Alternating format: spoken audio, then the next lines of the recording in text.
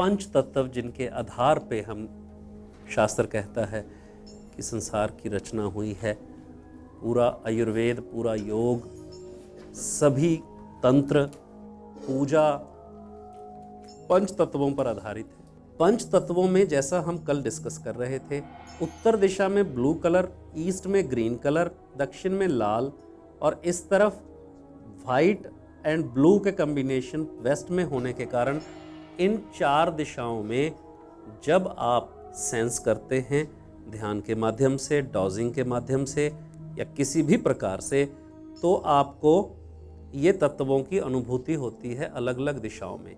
उत्तर दिशा में जल तत्व, पूर्व दिशा में एयर एलिमेंट, दक्षिण में फायर एलिमेंट, पश्चिम में स्पेस एलिमेंट और सेंटर में अर्थ और कॉर्नर्स में अर्थ। जब हम बहुत डिटेल में जाते हैं तो नॉर्थ ईस्ट में माइनर अर्थ होती है, मतलब डिल्यूटेड वर्जन ऑफ अर्थ होता है।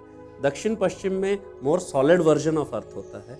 नॉर्थ वेस्ट और साउथ ईस्ट में बैलेंस्ड वर्जन ऑफ अर्थ होता है। सेंटर में टोटल अर्थ एलिमेंट होता है। 5 तत्व हैं, वो हैं पानी, सबसे ऊपर टॉप पर वाटर, फिर राइट साइड क्लॉकवाइज अगर हम घूमते चले जाएं, यहाँ भी देखिए नॉर्थ में वाटर, राइट में एयर, देन फायर, देन यहाँ पर मेजर अर्थ होता है साउथ वेस्ट में, then space, then water.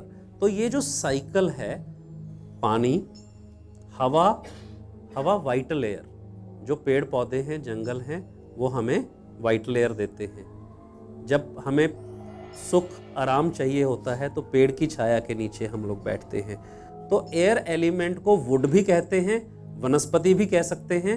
Air, would synonym words हैं। फायर, अर्थ, स्पेस। स्पेस एलिमेंट जो है चाइनीज फिलॉसफी में उसे मेटल भी कहा गया है। एंड द रीजन इज क्योंकि उसमें स्पेशियल कॉन्फ़िगरेशन बहुत परफेक्ट होती है। Any solid object that has clarity, see through properties, जैसे कि डायमंड और a crystal, that will be a space, but if that is clouded then that will be earth element. तो हमने हर चीज, हर object को पंच तत्वों में देखने का अभ्यास करना है। वो बहुत काम आएगा, क्योंकि आप लोग कुछ भी अगर डिकोड करना चाहोगे तो उसको पंच तत्वों में डिकोड करके आप आसानी से रिजॉल्व कर सकते हैं, सही गलत का अंदाज़ा कर सकते हैं। पानी में प्रॉपर्टी क्या होती है? फ्लो एंड क्लीनिंग, और जहाँ डाल दिया उसी बेसल का शेप ले लेना। आप उसकी प्रॉपर्टीज देखिए, क्या यही प्रॉपर्टीज दूसरे एलिमेंट में है? सिर्फ फ्लो की है। वेट है हवा में, हमने 8वीं में एक्सपेरिमेंट किया था गुब्बारे में हवा भर के। मेरा मतलब उसके जो कुछ चीजें ऐसी हैं जो पानी में ही हैं। तो जिस भी किसी भी ऑब्जेक्ट में वो प्रॉपर्टीज हैं तो वो वाटर है। लॉजिक ये है, किसी भी ऑब्जेक्ट में, एक्टिविटी में अगर एक्टिविटी ऑफ ग्रोथ है तो वो एयर एलिमेंट है, क्योंकि वनस्पति की प्रॉपर्टी क्या होती है? वो ग्रो करता है, वाइटल एयर देता है, सर्वाइवल देता है, कनेक्ट करती है। वास्तव में एयर कनेक्ट करती है, स्पेस एंड एयर कनेक्ट करते हैं, स्पेस माध्यम बनता है और हवा कनेक्ट करती है। तो ये प्रॉपर्टीज हैं इन तत्वों की, जो देवताओं की प्रॉपर्टीज हैं जिस दिशा के। हमने 45 आवर्स में देखा, वो किताब में या अपने मैनुअल में आप देखेंगे, वही प्रॉपर्टीज उस एलिमेंट की है। एक बुनियादी चीज ध्यान में रखनी है, एलिमेंट्स का सीक्वेंस हमेशा ऐसे ही याद करना है: वाटर, एयर, फायर, अर्थ, स्पेस, वाटर।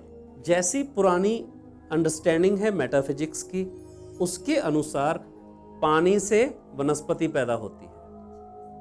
अब इसको याद कर लीजिए अभी, क्योंकि बार बार इसका यूटिलाइजेशन आएगा रेमेडीज में।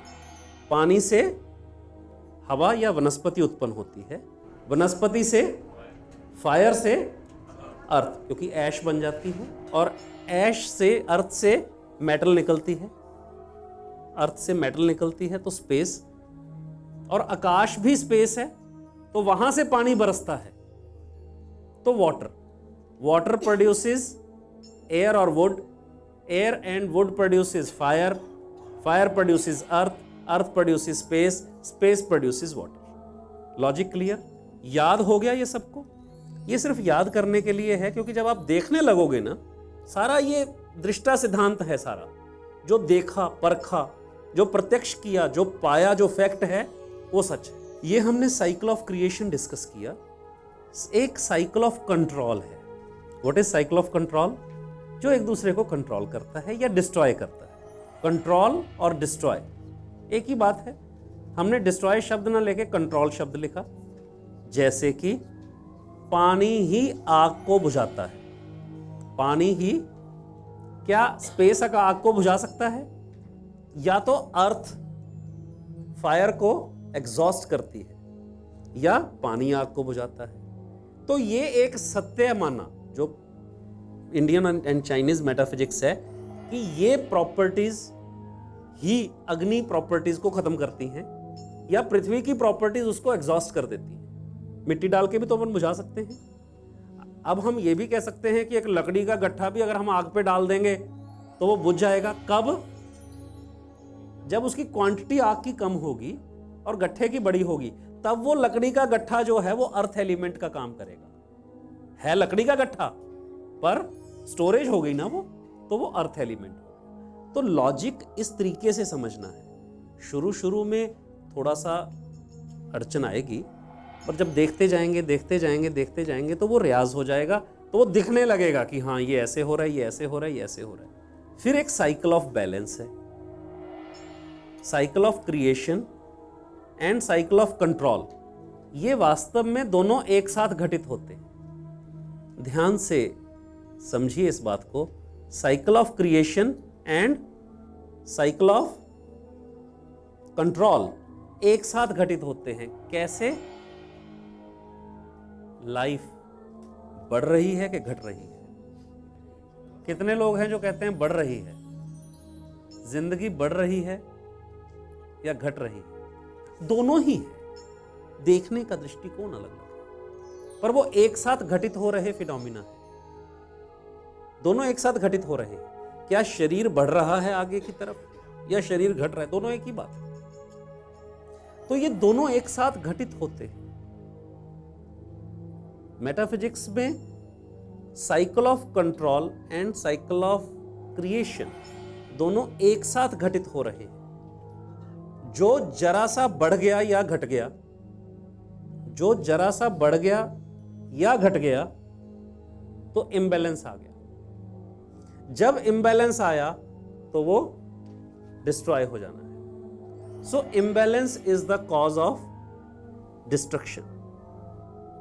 साइकिल ऑफ क्रिएशन को ब्रह्मा कहा गया है और साइकिल ऑफ बैलेंस को विष्णु कहा गया है। तो ये प्रिंसिपल ऑफ ट्रिनिटी जो है ये यहां से आता है। गीता में भगवान कृष्ण, राहुल कोट कर रहे थे, कर्मण्येवाधिकारस्ते मा फलेषु कदाचन मा कर्म फल हेतु भूरम माते संगवस्तो कर्मणे। राहुल, कर्म हमारा काम, कर्म हमारी डोमेन, लेकिन उसकी फल की इच्छा और उस फल को प्राप्त करने का जो या देने का जो काम। आप एग्री करिएगा या नहीं करिएगा? आप ट्रांसलेट करेंगे ना? कर्मण्येवाधिकारस्ते, जो जहाँ जन्म लिया है तो आपको कर्म करना है। माँ फलेषु कदाचन है, इसका क्या रिजल्ट आएगा वो हमें नहीं सोचना। माँ कर्म फल हेतु हो, क्योंकि जो इसका फल देने वाला है वो कोई और होता है। कर्म ही हम करते हैं। ओके। और आपका अधिकार केवल कर्म करने तक सीमित है। फल की इच्छा आप नहीं कर सकते। जिस भी प्रकार के आप कर्म करेंगे उसी प्रकार का फल जो देने वाली शक्ति है वो अपने आप दे। बहुत क्लोज आप लोगों ने, दोनों तीनों ने बात कही। Action is made and reaction is registered, and result to that reaction will come automatically to you in one form or the other. So we need not to worry about that, but our action should be proper. So we need to make our action. This is how I understand. कर्म किए जाओ, फल की इच्छा मत करो। हाँ, यही सुना है, पर ऐसा नहीं है। वो उन्होंने बहुत क्लोज सही आंसर दिए। कर्मण्येवाधिकारस्ते मा फलेषु कदाचन। कर्म करना तुम्हारा अधिकार क्षेत्र है। मैं बिल्कुल शाब्दिक अर्थ दे रहा हूं। उसी में क्लियर हो जाना चाहिए, नहीं तो आई विल एक्सप्लेन।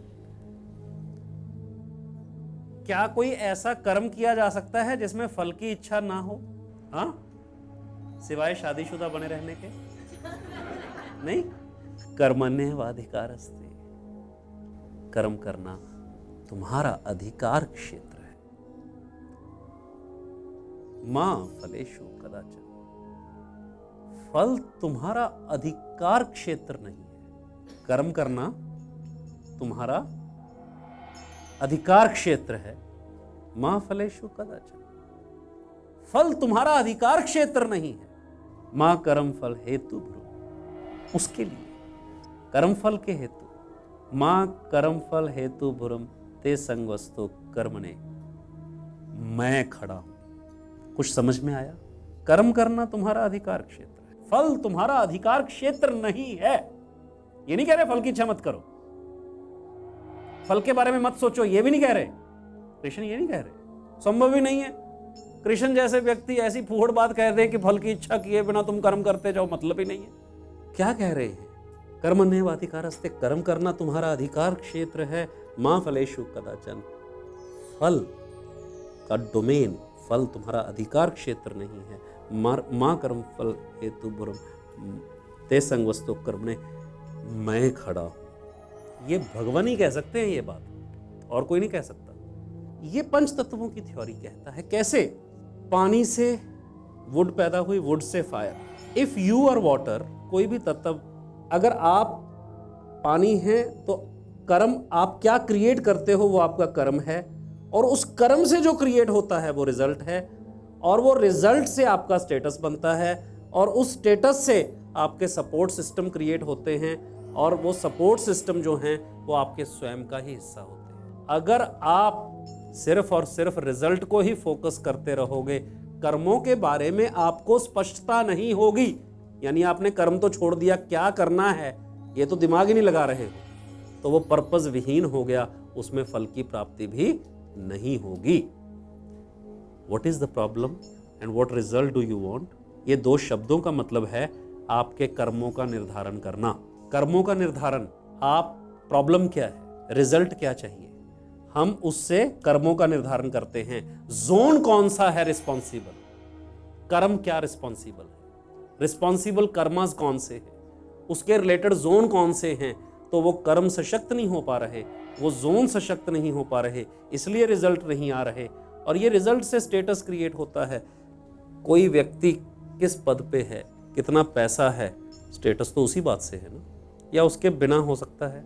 एक कर्महीन व्यक्ति का कोई स्टेटस हो सकता है, ऐसा कोई व्यक्ति होता है कि ये कोई काम नहीं करता, देखिए कितना बड़ा नाम है। क्या ऐसा? कर्म तो करना पड़ेगा, उसके बिना कोई संभावना नहीं है। आपको एक रिजल्ट तो देना पड़ेगा जगत को, स्टेटस का निर्माण उसी से होगा, पर ये स्टेटस आपको अपोज करता है। God grant me serenity to accept the things I cannot change, courage to change the things I can, and wisdom to know the difference. पूरा योग डिफरेंस को जानने पे खड़ा है, और जब तक वो डिफरेंस समझ में नहीं आता, तत्वों का, दिशाओं का, कर्मों का, आप रिजल्ट क्रिएट नहीं कर सकते, क्योंकि ये एल्केमी है, ये रिजल्ट लाना ही है, आपके पास चॉइस नहीं है। तो उसके लिए अपने माइंड के टूल्स को शार्प करना जरूरी है। स्टेटस से सपोर्ट क्रिएट होती है, आपका स्टेटस वास्तव में आपकी सपोर्ट बनता है। कोई दुनिया में पागल नहीं है, उनको समझना चाहिए कि वो आपको सपोर्ट करें। बहुत बड़ी गलतफहमी है, लोगों से बिना बात के नाराज रहते हो, इसको समझना चाहिए था। क्यों समझना चाहिए था भाई? उससे बाहर आना है। Because I am creating this thing for the world, for an individual. अगर आपका प्रयास सार्थक है तो समस्त जगत आपको सपोर्ट करेगा।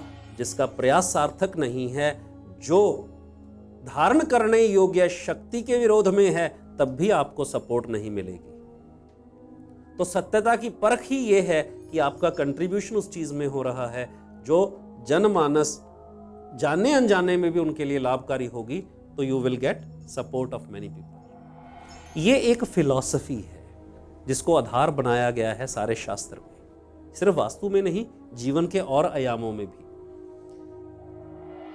आप पानी हैं तो पानी क्या प्रोड्यूस करता है डॉक्टर साहब? वुड।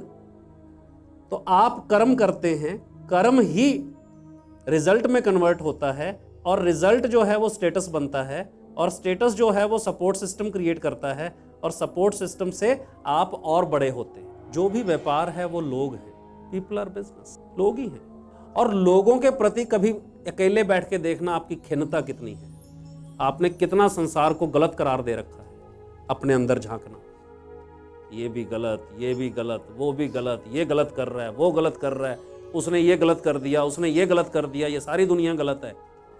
पैसा तो वहीं से आना है, ग्रोथ तो वहीं से होनी है। अगर सब कुछ ही गलत है और आप अकेले ही सही हो तो बैठ जाओ घर में, कौन मना कर रहा है। जब जब आपको लगे कि संसार यहां गलत है, वहां वहां आपको करेक्शन की जरूरत है खुद में। इंडिकेशन है संसार तो, क्योंकि यहां आए ही अनुभव के लिए हो, to experience the world and to contribute.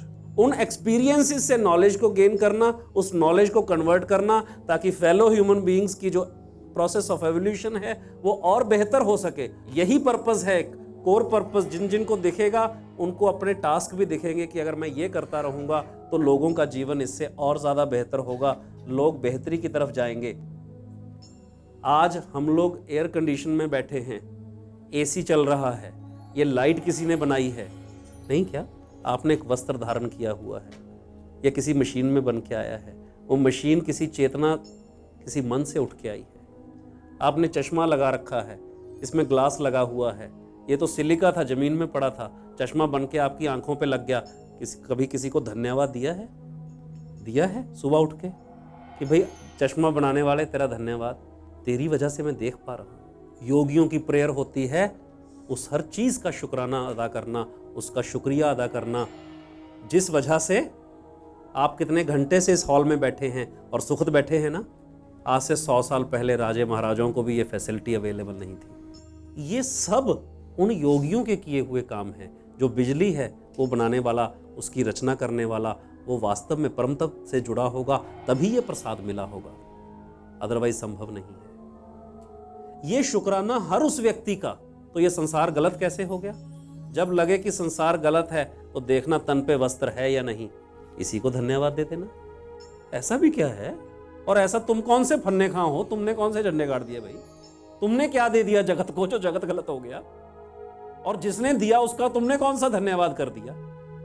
तो ये शुक्राना अदा करना आप में इंट्यूटिवनेस, एक दो लोगों को जुड़ाव का भाव, दो चीजों से जोड़ देता है।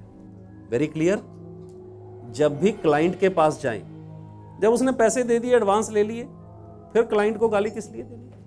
मैंने कई फेलो कोलीग्स, अब तो मेरा परिवार से संबंध रहता है, मेरे कोलीग तो आप ही लोग हो जो लोग काम करोगे, अब तो दायरे बदल गए हैं। क्लाइंट से पैसे ले लिए और फिर आके उसको गाली दे रहे हैं, ये तो गलत है ना। उनके प्रति तो श्रद्धा का भाव होना चाहिए। कितने के लोग होंगे जीवन में, कितने के लोगों का काम करोगे? ये स्टेटस, वास्तव में स्टेटस लिखा है, ये ईगो भी है। या तो ये सपोर्ट में कन्वर्ट हो सकती है या ये आपको डिस्ट्रॉय कर देगी। ये ईगो है, ये स्टेटस ही नहीं, ये ईगो भी है। ऐसे हर शब्द का एक ट्रांसलेशन करना है cycle of creation, cycle of destruction और पंच तत्वों में। तब आपको सारे जगत का रहस्य दिखाई पड़ने लगे, तब आप रेमेडीज डिजाइन कर सकते हो। इन्हीं पंच तत्वों के आधार पे शक्ति चक्र देखिए जो आपके पास है, उसमें कलर्स दिखाई पड़े आपको। पानी का रंग नीला है, नॉर्थ ऊपर कर लीजिए सब लोग। पानी का रंग नीला है, देखा आपने? सफेद शीट पे रख लीजिए पानी का रंग, और राइट साइड में क्या है? वुड का कलर है। नीचे कौन सा कलर है? उसके बाद कौन सा है? येलो। उसके बाद कौन सा है? व्हाइट। तो ये पांचों तत्वों के आपको कलर दिखाई दे रहे हैं। नॉर्थ सबने ऊपर रखा हुआ है ना। लोकेटिंग पावर पॉइंट टेक्निक, कैसे पंच तत्वों का प्रयोग करते हैं हम। कोई व्यक्ति पश्चिम दिशा में बैठा है, वो आपके क्वेश्चन का आंसर मिलेगा, बॉस से काम कैसे ले, था ना?